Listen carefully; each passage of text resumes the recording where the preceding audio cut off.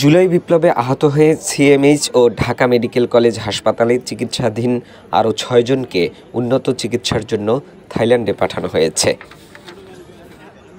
সিএমএইচে চিকিৎসাধীন ৩ জন হলেন মোহাম্মদ ইসরাফিল, রোমান ঢালি ও তাহসিন হোসেন। এই ৩ জনই আন্দোলনে গুলিবিদ্ধ আহত হন। এর মধ্যে মোহাম্মদ ইসরাফিলের বাঁ হাতে গুলিবিদ্ধ হওয়ায় তার বাঁ হাতের নার্ভ পুরোপুরি নষ্ট হয়ে গেছে, সেই সাথে ভেঙে গেছে হাড়। মূলত রোবোটিক ফিজিওথেরাপির জন্যই তাকে নেওয়া হচ্ছে। রোমান ঢালি ও তাহসান হোসেনের গুলি লেগেছে পিঠে, এতে তাদের স্পাইনাল কর্ড ইনজুরি হয়েছে।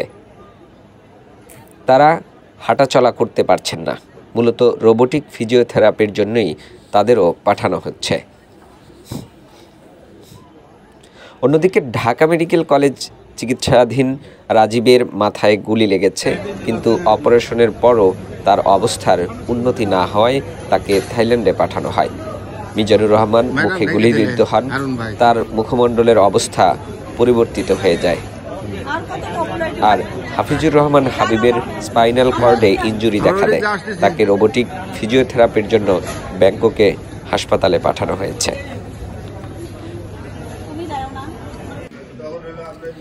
জুলাই আন্দোলনে আহত ইমরান হোসেন ও মহিউদ্দিনের চোখের চিকিৎসার জন্য মঙ্গলবার সিঙ্গাপুর হাসপাতালে পাঠানো হয়।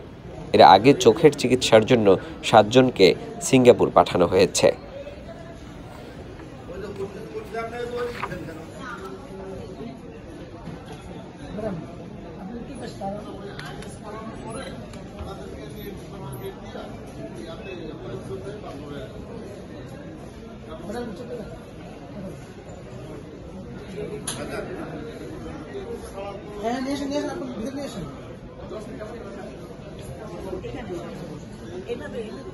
আপনারা বসেন বাবা, আপনারা বসেন, বসেন।